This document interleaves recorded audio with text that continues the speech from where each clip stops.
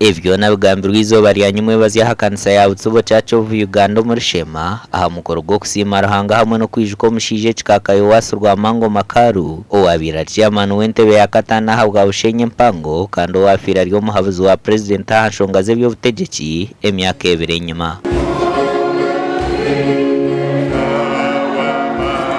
Musaka akagambira Bisirayeli ati icyo kubanza otaryehimbisa mukamaranga wa atecha kabiri otaryehimbisa goreba mukama ya kore kati rero wajya rero manya ni wasinga karuru ne wacecere wa MP wa minister wa tebe wa korete wa tebe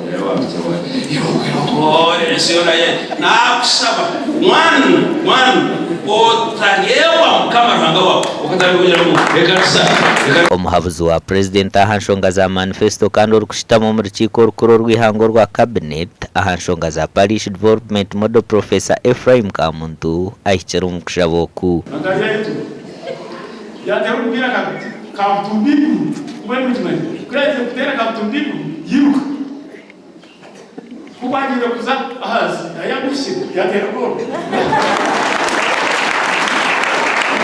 ekanisa eshaziri mu kuteteshana cyamakaro mu office hamwe no mu kanisa ya Butsubo ahabo kugira ngo niwe yajombekere kurgaha musingi paka gishakire tusime Ruhanga ahabwa magaraga tata witu numanyangu atinipa ya yigora n'ekintu cyo kugira ngo omwanya ogu nkise kitinisa kandi ejo niyo yabire dream ya tata witu. This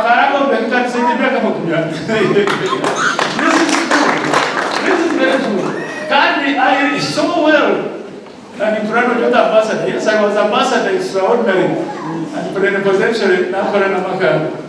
Abana b'umugenzi makaro bagambira habwenshi bashazire mu kwijukishebo hamwe no kusima Ruhanga. Tata ekitumusimira ishaka farmu akiri muto kafa aine myaka mukaga.